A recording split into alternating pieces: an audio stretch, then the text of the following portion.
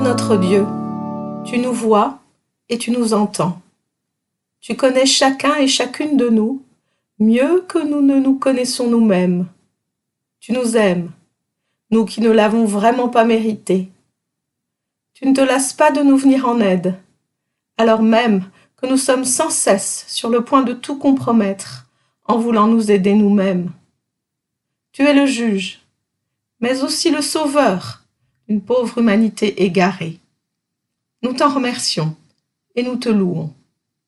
Nous nous réjouissons à la pensée de voir, au grand jour qui sera le tien, ce à quoi nous pouvons croire dès maintenant, dans la mesure où tu nous en donnes la liberté. Libère-nous à cette fin. Donne-nous de croire en toi, en ta vérité, d'une manière authentique, sincère et agissante. Donne cette foi à beaucoup, donne-la à tous les hommes, donne-la au peuple et au gouvernement, aux riches et aux pauvres, aux bien portants et aux malades, aux prisonniers, à ceux qui se croient libres, aux vieillards et aux jeunes, aux joyeux et aux tristes, aux âmes mélancoliques et aux esprits frivoles. Il n'en est point qui n'ait besoin de croire et qui n'ait la promesse d'y parvenir. Dis aux hommes, dis-le à nous aussi, que tu es pour eux et pour nous un Dieu et un Père miséricordieux. Nous te le demandons au nom de notre Seigneur Jésus-Christ. Amen. Quelques versets dans la grande leçon d'Apocalypse que Jésus propose à ses auditeurs et marque à ses lecteurs au 13e chapitre de l'Évangile. Mais en ces jours-là, après cette détresse, le soleil s'obscurcira, la lune ne brillera plus, les étoiles se mettront à tomber du ciel et les puissances qui sont dans les cieux seront ébranlées. Alors, on verra le Fils de l'homme venir, entouré de nuées, dans la plénitude de la puissance et dans la gloire.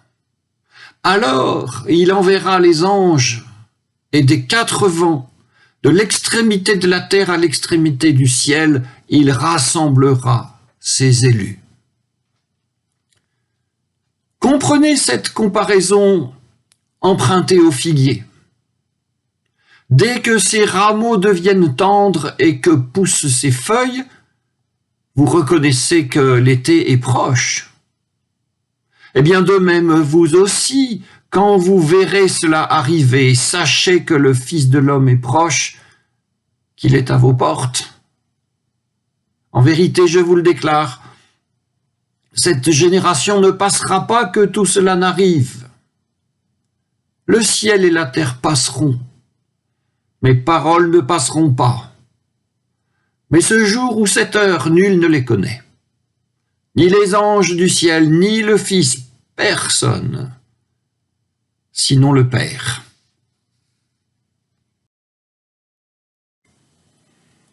C'était la semaine dernière. C'était il y a longtemps. Et souvenez-vous, dans l'évangile proposé à notre méditation, il était question du tronc. Ce tronc destiné à recueillir les offrandes des fidèles au temple de Jérusalem. Et nous ouvrons les guillemets. Beaucoup de riches mettaient beaucoup. Vint une veuve pauvre qui mit 2 pièces minuscules.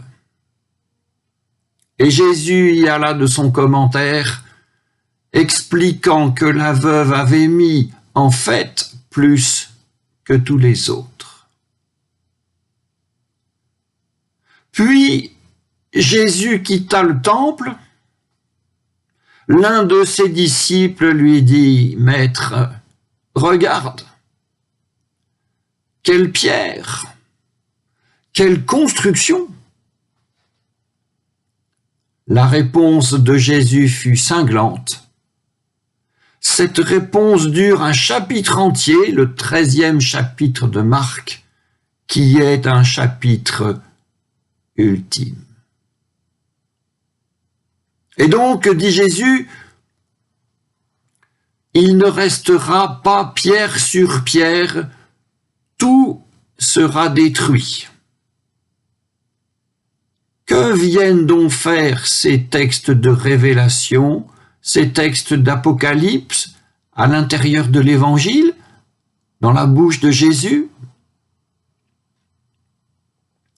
Nous avons l'habitude de voir apparaître dans l'Évangile toutes sortes de discours bien typés. Discours des baptistes, celui des pharisiens, celui des scribes, celui des grands prêtres et des anciens, celui des foules, celui des riches.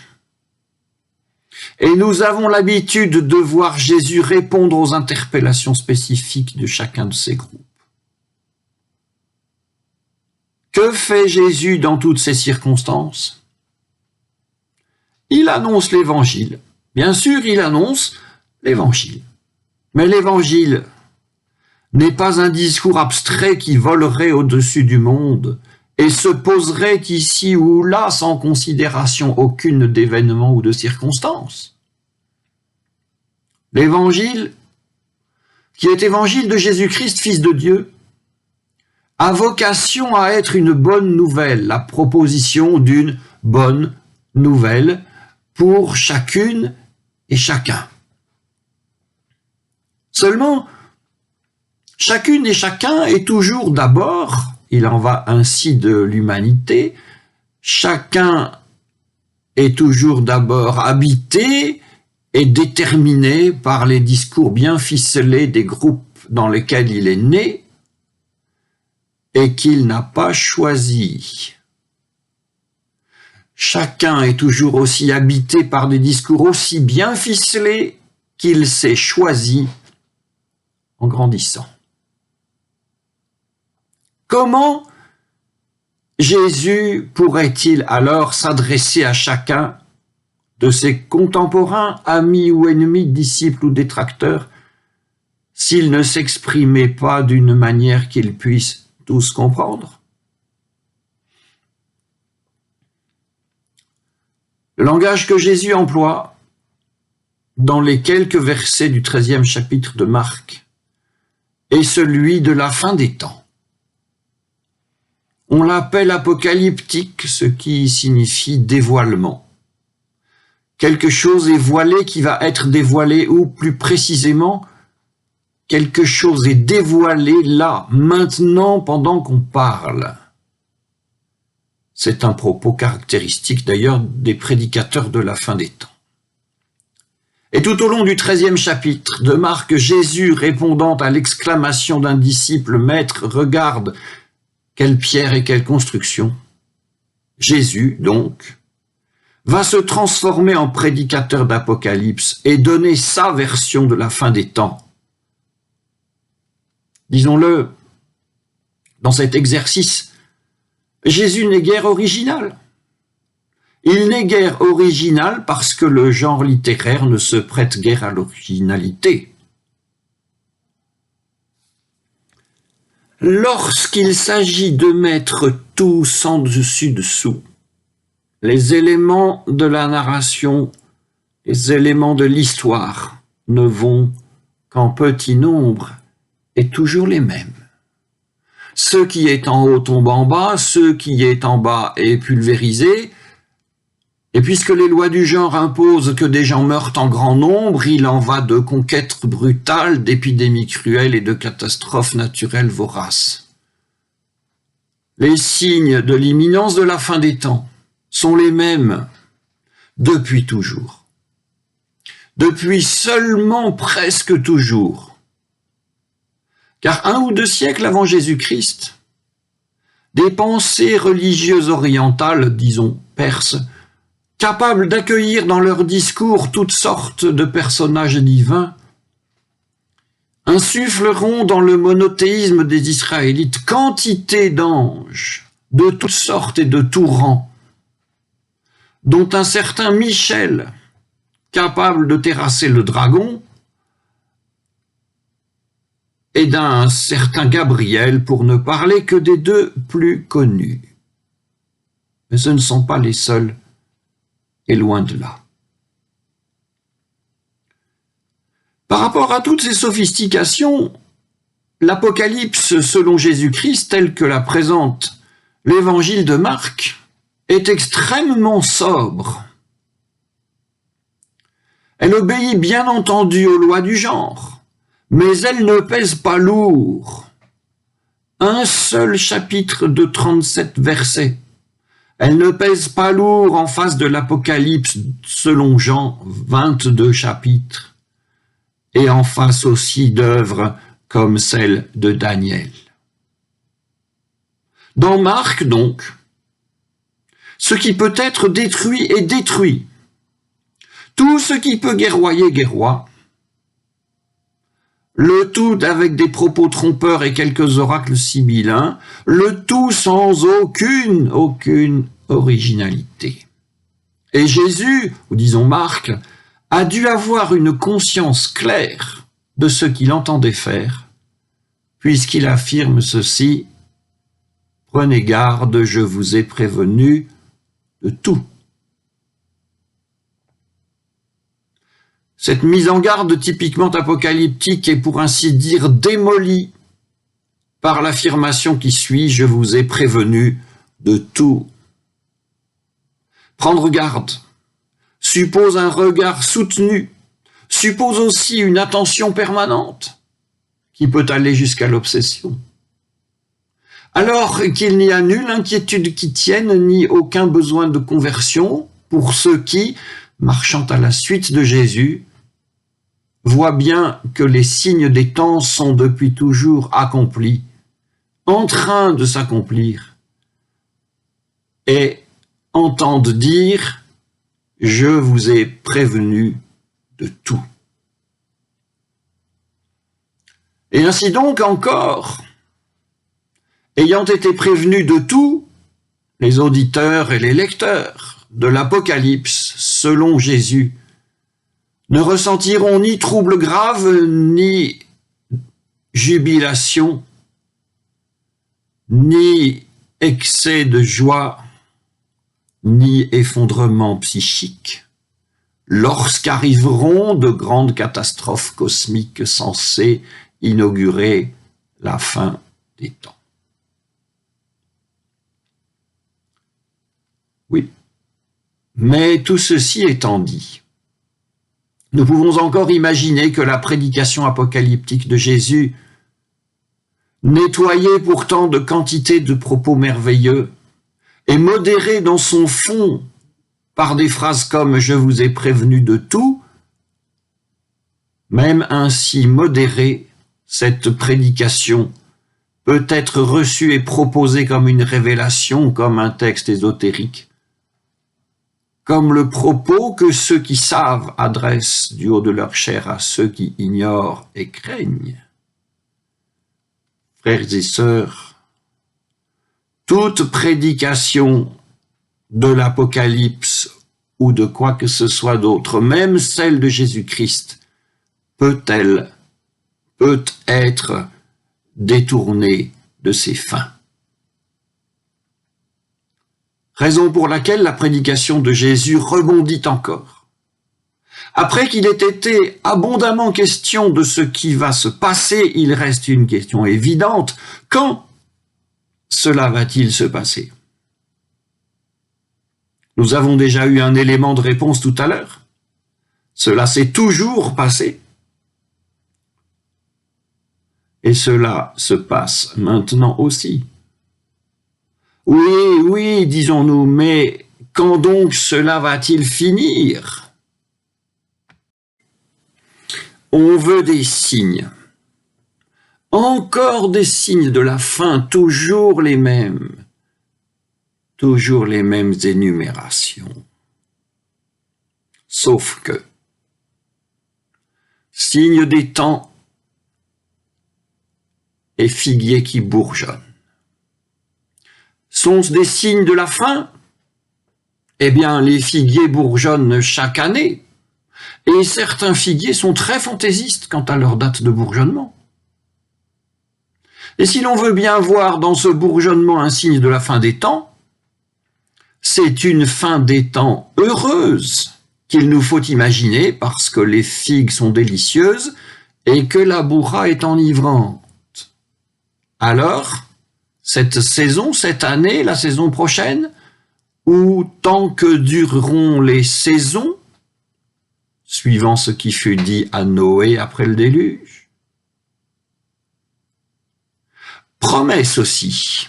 Et quand bien même les saisons cesseraient de passer, mes paroles ne passeront pas, dit Jésus. Et donc, s'agissant d'une méditation évangélique de la fin des temps, elle pourra toujours être recommencée. La perpétuité de la parole de Jésus-Christ, la perpétuité de l'Évangile, est une promesse pour chaque génération. Promesse pour qui? Nous avons lu, cette génération ne passera pas que tout cela n'arrive. Las, nous savons que cela n'est pas arrivé pour cette génération, la nôtre, ni pour les 80 générations environ qui se sont suivies jusqu'à nous. Eh bien, Jésus parlait sans doute en araméen, mais l'auteur de l'Évangile, lui, parlait en grec. Alors voici une autre promesse avec les mêmes mots. Cette engeance ne passera pas que tout cela n'arrive. Engeance est souvent utilisé en mal, n'est-ce pas? Mais ce genre, le genre humain ne passera pas que tout cela n'arrive. La promesse est donc perpétuelle et elle est pour chacune et chacun à chaque génération. Et quant aux prédicateurs de l'imminence de la fin des temps, ceux qui savent quoi, quand, comment, il leur est proposé aussi ceci. Grande, si ce n'est définitive, modération de leurs ardeurs. En cette phrase, mais ce jour et cette heure, nul ne les connaît, ni les anges du ciel, ni le Fils, personne, si ce n'est le Père. Et nous voilà. Dieu sait, et nous ignorons. C'est sur cette ignorance que nous allons clore ce sermon. Au titre de cette ignorance, nous remettons toutes choses à Dieu, en le priant de nous mener où il veut nous mener, et en le priant que sa volonté s'accomplisse. Amen.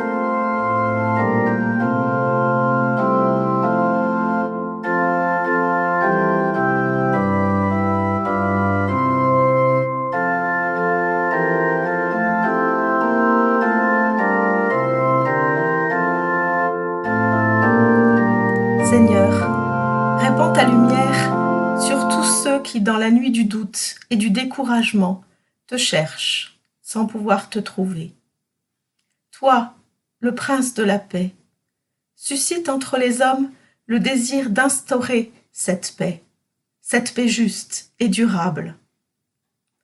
Fais de nous des semeurs de paix, des artisans de justice. Espérance de tous ceux qui souffrent, nous te confions les grands malades, ceux qui sont victimes de la haine, de la guerre, des intempéries, et tous ceux qui, pour quelque raison que ce soit, se sentent tristes, délaissés ou méprisés. Nous te prions pour les soignants, les chercheurs, qui de par le monde œuvrent sans relâche. Nous te prions pour nos gouvernants, qui doivent gérer la vie de notre pays avec toutes ses contradictions et tous ses impératifs. Nous te prions pour tous ceux qui souffrent et désespèrent. Donne-nous la force de résister et surtout de ne pas perdre espoir. Reçois nos prières, Seigneur, comme une forme d'engagement de notre part, car nous savons aussi que tu as besoin de nous. Que ta lumière soit pour nous tous une source de joie et d'espoir. Notre Père, qui es aux cieux, que ton nom soit sanctifié, que ton règne vienne, que ta volonté soit faite sur la terre comme au ciel. Donne-nous aujourd'hui notre pain de ce jour. Pardonne-nous nos offenses, comme nous pardonnons aussi à ceux qui nous ont offensés. Ne nous laisse pas entrer en tentation, mais délivre-nous du mal. Car c'est à toi qu'appartiennent le règne, la puissance et la gloire pour les siècles des siècles.